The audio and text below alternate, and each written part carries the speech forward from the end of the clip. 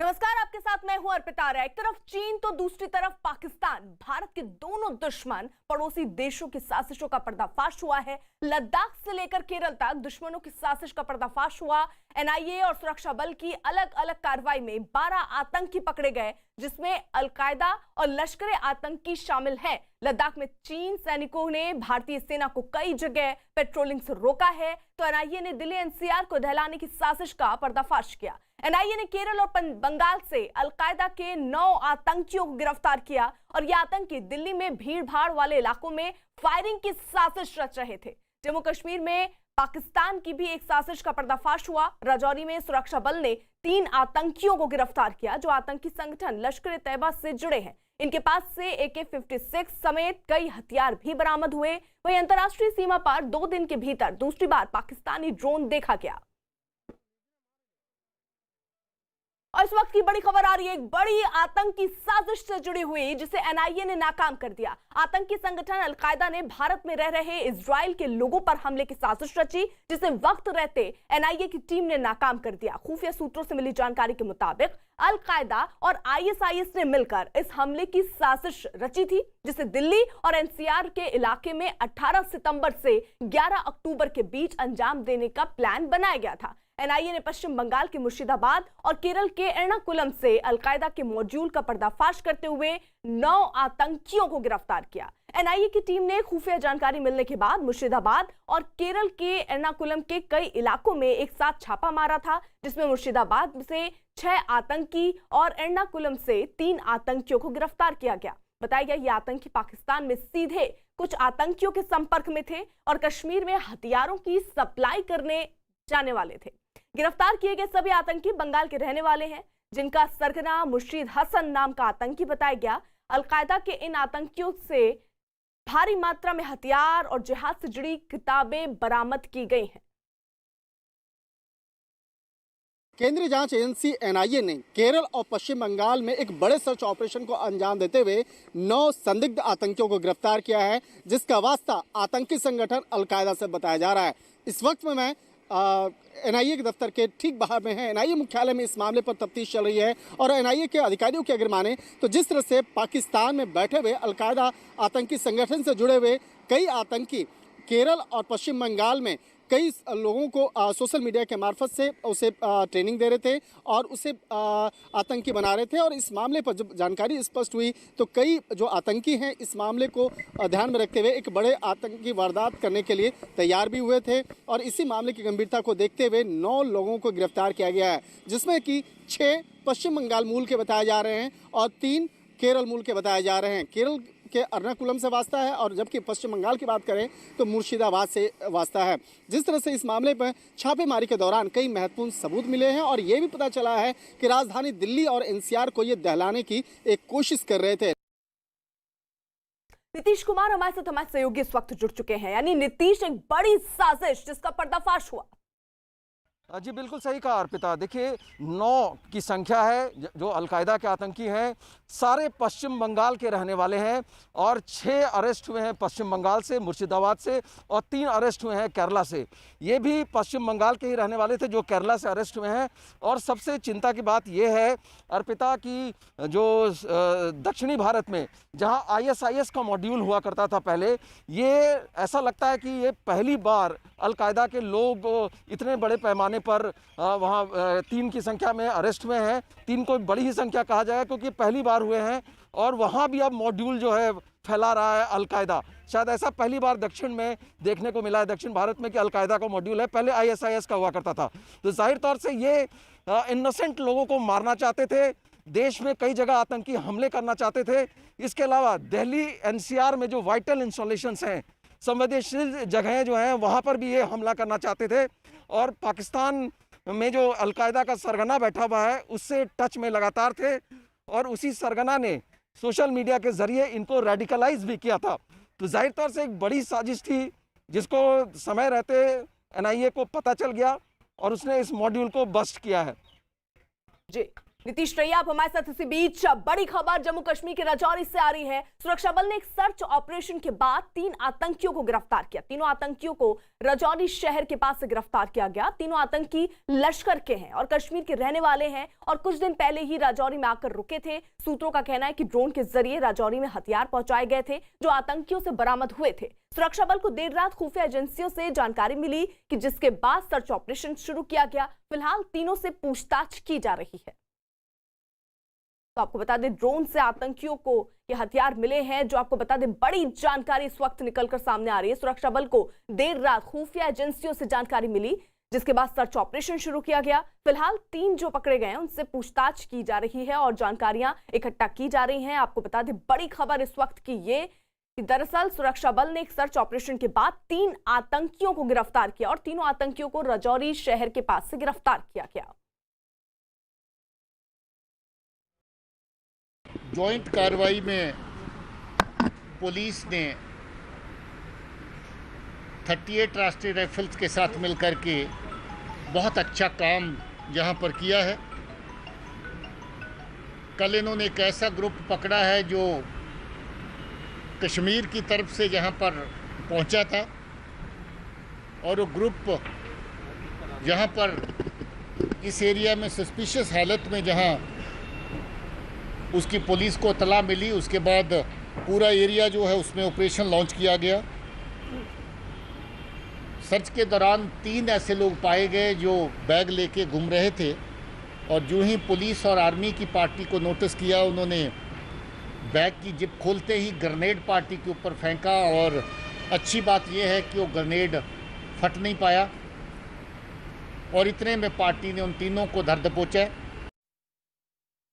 हमारे साथ हमारे कुछ सहयोगी इस वक्त जुड़ रहे हैं। अनुराग ढांडा हमारे साथ इस वक्त जुड़े हुए हैं। जल्दी से रुक पहले अनुराग ढांडा का कर लेते हैं और आपको बता दें भारत चीन टकराव से जुड़ी बड़ी खबर इस वक्त लद्दाख से आ रही। पूर्वी लद्दाख के पेंगोंग इलाके में रणनीतिक नजरिए से अहम मोर्चे पर भारतीय फौज के कब्जे के बाद से चीन से लगातार टकराव की स्थिति बनी हुई है। गलवान और पेंगोंग के कुछ इलाकों में तो हालात ऐसे हो गए हैं कि भारत और चीन की सेना के बीच दूरी महज 100 से 300 मीटर की है। 29 और 30 अगस्त से ही भारतीय फौजों का मुख्य मोर्चे पर कब्जा है और ऐसे में चीन की सेना ताक में बैठी है कि किस तरह से इन मोर्चों पर कब्जा किया जाए। लेकिन भारतीय फौज दुश्मन को करारा जवाब देने के लिए 24 घंटे मुस्तैद है। भारतीय फौज इस समय ऐसी जगह पर काबिज है जहां से चीन का एक जवान भारतीय जवान के निशाने पर है।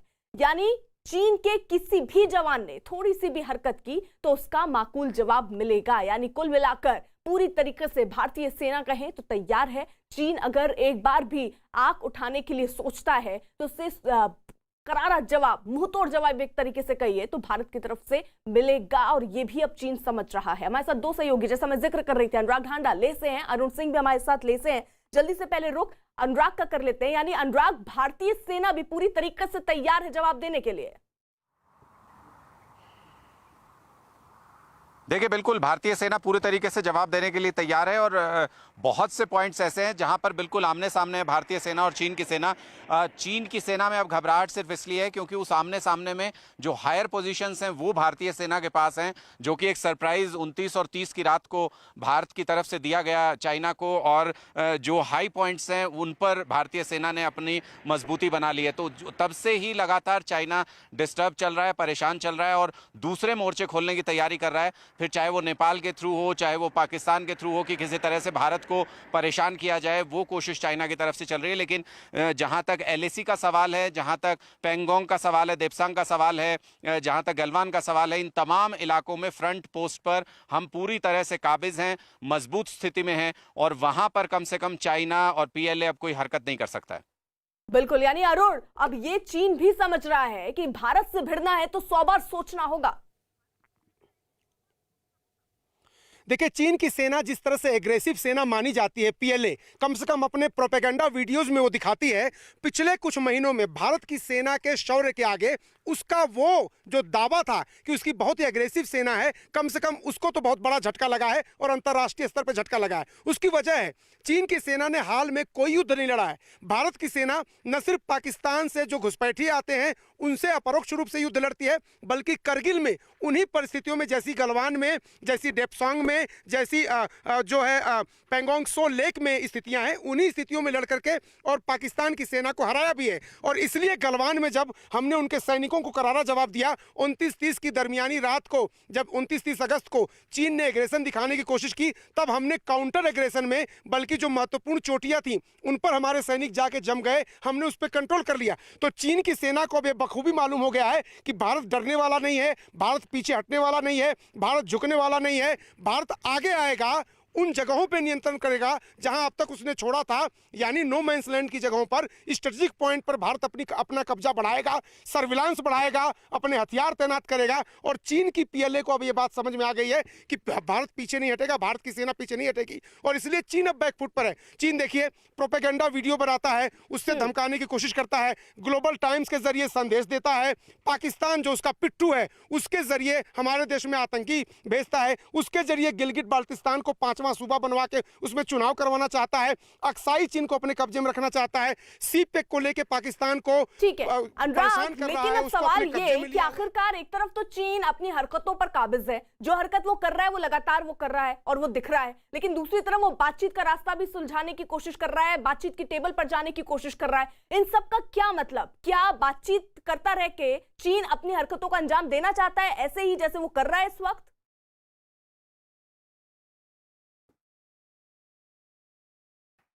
देखिए, निश्चित तौर पर भारत को एंगेज करने की कोशिश चाइना ने जरूर की। चाइना को लगता था कि टेबल पर वो बातचीत करता रहेगा और दूसरी तरफ वो घुसपैठ की कोशिश भी कर लेगा, लेकिन भारत ने दोनों फ्रंट पर, कोर कमांडर लेवल की मीटिंग हुई, वहां भारत ने मजबूती से अपना पक्ष रखा। वहां भारत ने ये साफ तौर पर ये बात रखी कि जो पुराना जो स्टेटस था उसको मेंटेन किया जाए। अप्रैल मई से पहले का जो स्टेटस था, दोनों सेनाएं वहां पर चली जाएं और जहां पर बीच में सिर्फ पेट्रोलिंग होती थी, कोई पोस्ट नहीं थी, वहां से सारी पोस्ट हटा ली जाए। तो भारत ने अपना पक्ष वहां भी मजबूती से रखा और साथ ही साथ घुसपैठ की कोशिशों को भी नाकाम किया भारत ने। तो निश्चित तौर पर चाइना के पास अब वो स्कोप नहीं बचा है जब उसको लग रहा था कि बातचीत में एंगेज करके हम दूसरी तरफ से घुसपैठ कर सकते हैं, बल्कि अब भारत जब बातचीत के लिए कह रहा है तो चाइना पीछे हट रहा है। कोर कमांडर लेवल की मीटिंग में बहुत देर बाद चाइना ने रिप्लाई किया कि हाँ, हम बातचीत करने के लिए आने को तैयार हैं, क्योंकि चाइना को वो अपनी स्ट्रेटेजी असफल होती हुई नजर आ रही थी कि बातचीत में उलझाए रखें और इधर से घुसपैठ कर लें। तो वो रणनीति पूरी तरह से फेल हो गई चाइना की, जिसके बाद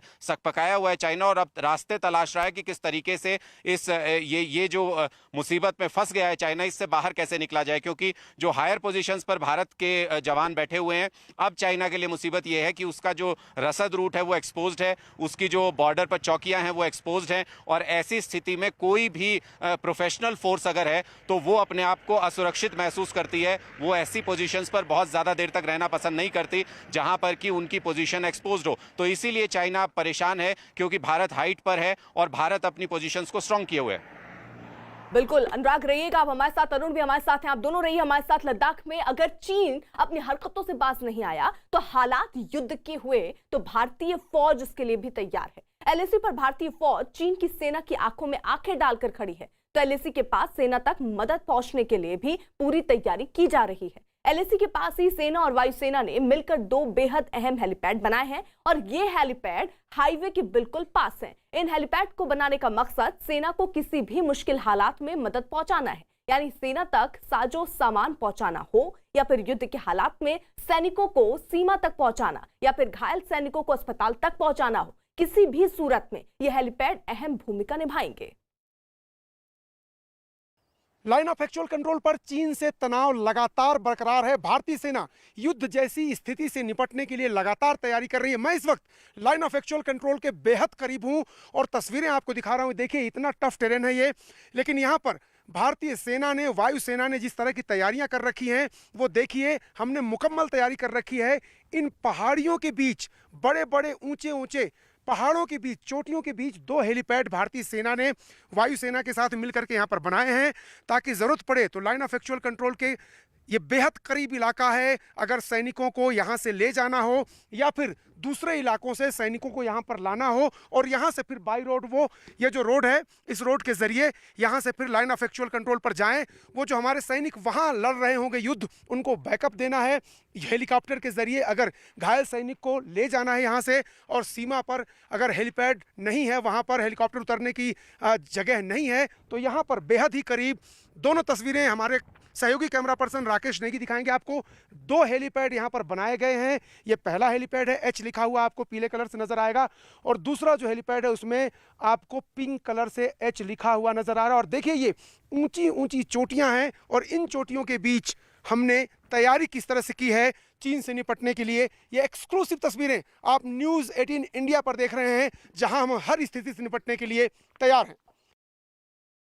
भारत के करारे जवाब से चीन बौखला गया है और चीनी सेना अब लद्दाख में और टकराव बढ़ाने पर आमादा है। लद्दाख में चीन की सेना भारतीय सेना को कई जगह पेट्रोलिंग से रोकने की कोशिश कर रही है। लद्दाख में मौजूद 63 पेट्रोलिंग पॉइंट में 10 पॉइंट पर चीनी सेना अड़चन पैदा करने की कोशिश कर रही है। इन इलाकों में डिप्सांग, ड्रिग हाइट्स, गलवान और गोगरा शामिल है। डिप्सांग इलाके में पेट्रोलिंग पॉइंट 10, 11, 12 और 12A और पेट्रोलिंग पॉइंट 13 पर चीनी सैनिकों ने कब्जा रोका है। वहीं गलवान में पेट्रोलिंग पॉइंट 11 और गोगरा में पेट्रोलिंग पॉइंट 17 और 17A पर पेट्रोलिंग पर चीनी सैनिकों ने पेट्रोलिंग से रोका है।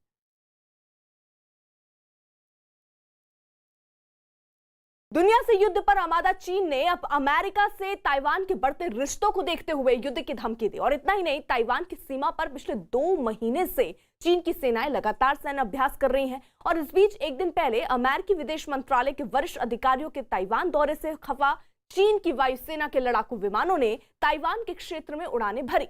और माना जा रहा है कि चीन ने ताइवान के क्षेत्र में उड़ान भरकर चेतावनी दी कि अगर अमेरिका ने उसकी संप्रभुता से खिलवाड़ किया तो उसके गंभीर नतीजे हो सकते हैं। चीन के प्रवक्ता ने इसके साथ ही चेतावनी भरे लहजे में कहा कि चीन अपनी संप्रभुता से किसी भी देश को खिलवाड़ नहीं करने देगा। दूसरी तरफ ताइवान ने भी चीन को धमकी दी कि अगर चीन को वायुसेना ने उसके क्षेत्र में उड़ान भरी तो उसकी सेना भी करारा जवाब देगी।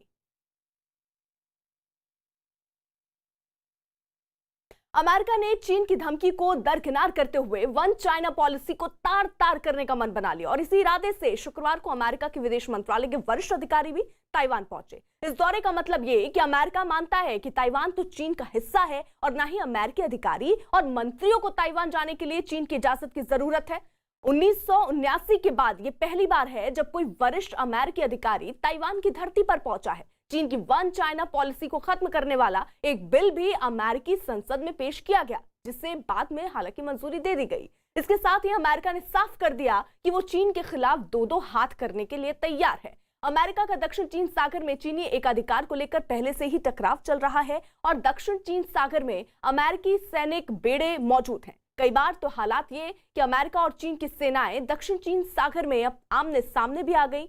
अमेरिका ही नहीं, दक्षिण चीन सागर के मुद्दे पर कई और देश भी चीन के खिलाफ हैं। एलएसी पर भारत अगर चीन को मुंहतोड़ जवाब देने के लिए तैयार है तो दक्षिण चीन सागर में अमेरिका ने चीन के होश ठिकाने लगा दिए। वहीं ताइवान की मदद के लिए अमेरिका ने अपने लड़ाकू विमानों से लैस 2 युद्धपोत 6 महीने पहले ही तैनात कर दिए थे। अब वो ताइवान की सेना को भी लड़ाकू विमान और हथियारों की सप्लाई तेज कर चुका है ताकि चीन से निपटने के लिए अमेरिका को अपने सैनिकों और हथियारों का इस्तेमाल ही ना करना पड़े।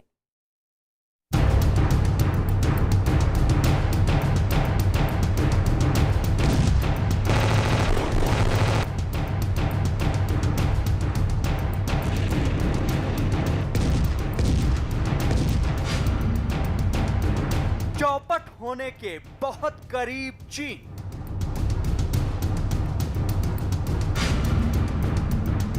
एलएसी पर चीन की सेना धराशायी। हिंद प्रशांत महासागर में चीन पर महासंकट।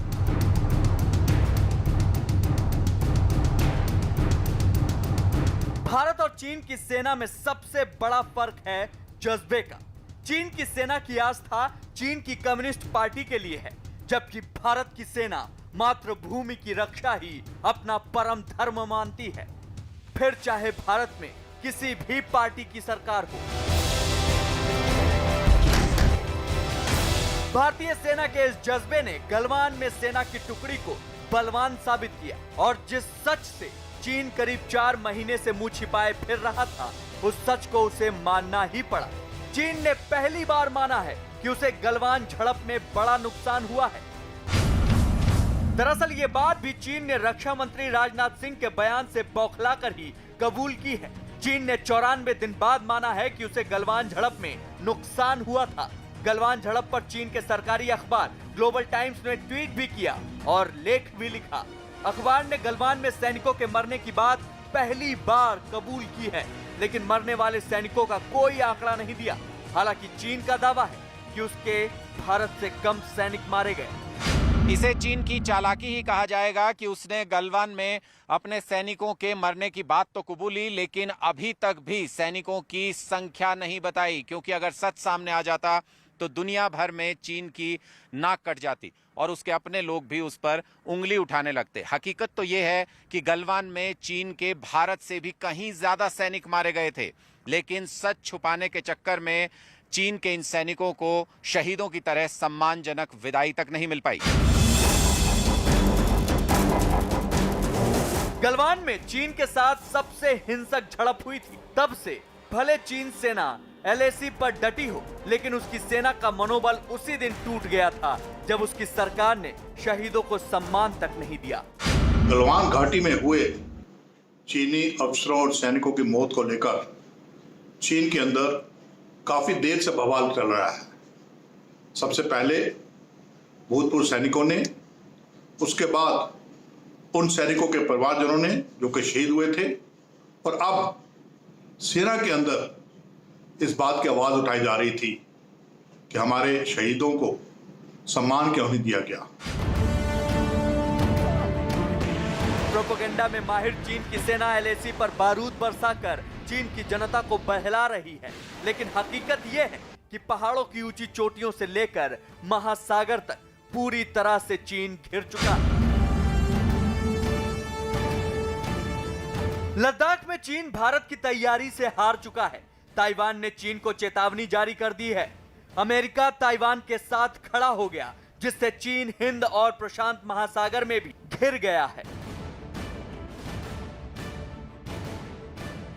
सबसे ज्यादा चीन को 2 देश चोट दे रहे हैं, पहला भारत, दूसरा अमेरिका। 2 महीने के अंदर अमेरिकी अधिकारियों द्वारा 2 बार ताइवान का दौरा करने के बाद चीन तिलमिला गया है। चीन ने अमेरिका को चेतावनी देते हुए कहा है कि वो आग से न खेले। यही नहीं, चीन ने ताइवान के करीब नेवी ड्रिल भी शुरू कर दी है। अमेरिकी अंडर सेक्रेटरी कीथ क्रेच 17 सितंबर की रात ताइपेई पहुंचे हैं। वो ताइवान के पूर्व राष्ट्रपति ली तेंग के स्मारक के उद्घाटन कार्यक्रम में शामिल हुए।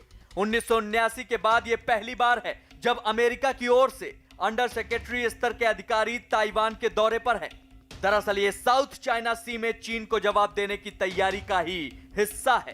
कूटनीति और सामरिक स्तर पर अब हिंद महासागर में चीन को जवाब देने की तैयारी पूरी हो चुकी है। अमेरिका को ताइवान की मदद करना चीन के लिए एक सैद्धांतिक संदेश है। अमेरिका चीन को बताना चाहता है कि चीन के विस्तारवाद के खिलाफ दुनिया के सब आजादी प्रिय देश और डेमोक्रेटिक देश एकजुट हैं। अमेरिका के इस कदम से चीन इतना बौखला गया है कि उसने अपने जंगी बेड़े ताइवान स्ट्रेट में उतार दिए हैं।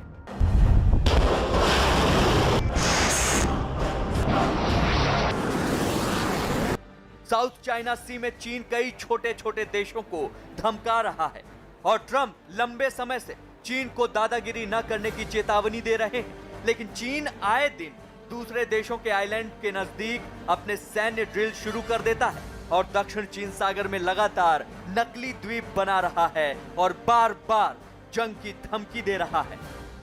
इस समय चाइना के अंदर जिस तरह की इकोनॉमिक क्राइसिस है, उससे ऐसा लगता है कि चाइना इस पोजीशन में नहीं है कि कोई बड़ी जंग किसी भी देश से लड़ सके, और ख़ासतौर से इंडिया या ताइवान को भी वो नहीं छेड़ सकता ज़्यादा।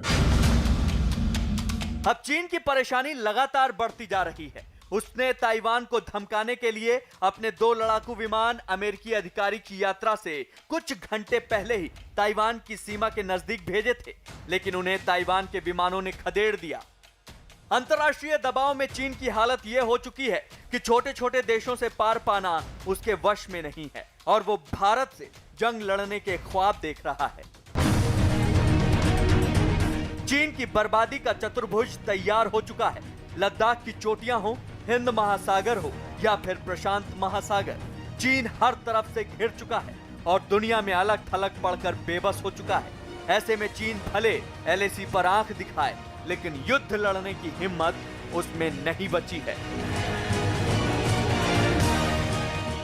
भारत को घेरने की कोशिश में जुटा चीन अब आर्थिक मोर्चे पर भी मात खाता नजर आ रहा है। कभी चीन के करीबी रहे देश भी अब उसका साथ छोड़ने लगे हैं, जिसका सबसे ताजा उदाहरण है थाईलैंड, जिसने बंगाल की खाड़ी में नहर बनाने के प्रोजेक्ट का कॉन्ट्रैक्ट चीनी कंपनियों को देने से इनकार कर दिया। न्यूज़ 18 को मिली एक्सक्लूसिव जानकारी के मुताबिक भारत और अमेरिका के दबाव की वजह से थाईलैंड सरकार ने चीन के साथ नहर बनाने के प्रोजेक्ट को रद्द कर दिया। इस कॉन्ट्रैक्ट का नहीं मिलना चीन के लिए एक बड़ा झटका इसलिए है क्योंकि इस कॉन्ट्रैक्ट के नहीं मिलने से चीनी कंपनियों को आर्थिक नुकसान तो होगा ही, साथ ही इस नहर के जरिए चीन की हिंद महासागर तक पहुंच बनाने की कोशिश भी नाकाम हो गई है। खबर है भारत ने भी थाईलैंड के सामने इस नहर को बनाने में मदद की